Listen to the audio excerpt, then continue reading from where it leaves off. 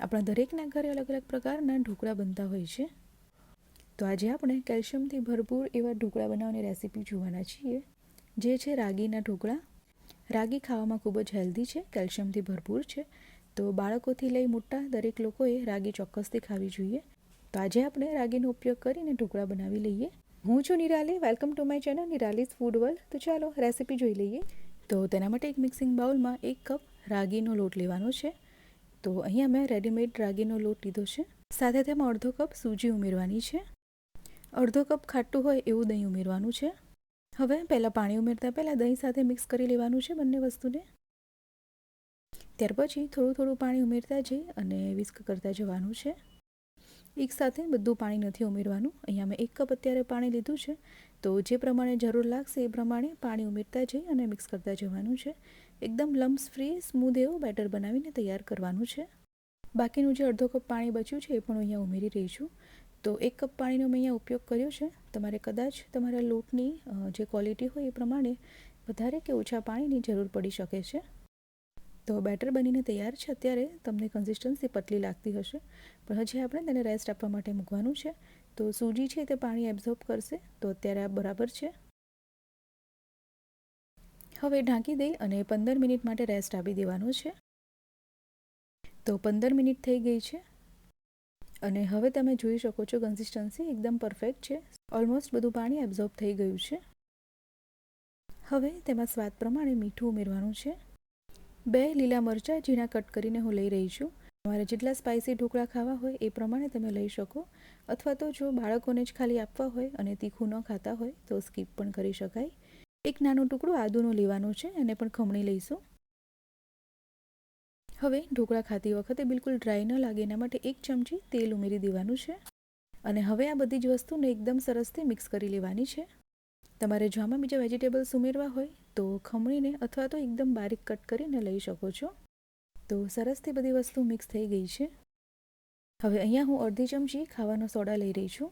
Activate કરવા માટે અડધા લીંબુનો રસ લઈ લેવાનું છે. આ બંને વસ્તુને પણ બેટર સાથે સારી રીતે મિક્સ કરી લેવાની છે. તો બેટર હવે આપણું સ્ટીમ કરવા માટે બિલકુલ તૈયાર છે.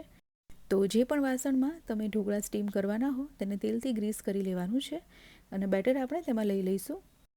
ખાતી વખતે થોડા વધારે સ્પાઇસી લાગે એના માટે હું અહીંયા તીખું લાલ મરચું પાવડર સ્પ્રિંકલ કરી રહી છું. બિલકુલ ઓપ્શનલ છે. હવે ઢોકળાને સ્ટીમ કરવા માટે અહીંયા મેં એક કઢાઈમાં પાણી ગરમ કરવા માટે મૂકી દીધું છે.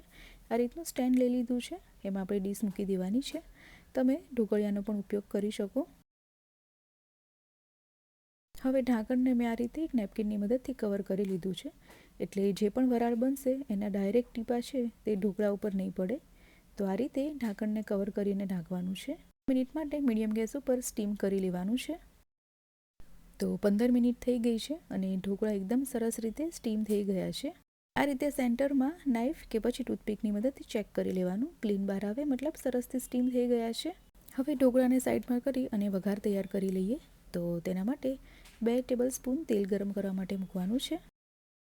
તેલ ગરમ થાય એટલે તેમાં 1 ચમચી જીરું, 15 થી 20 નંગ મીઠા લીમડાના પાન, 1 લીલું મરચું ટુકડા કરીને લઈ રહી છું.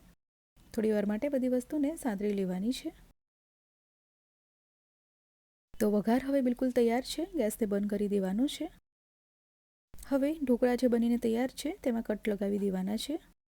ત્યાર પછી તેમાં વઘાર જે બનાવીને તૈયાર કર્યો છે એ બધી બાજુ એક સરખી રીતે સ્પ્રેડ કરી દેવાનો છે.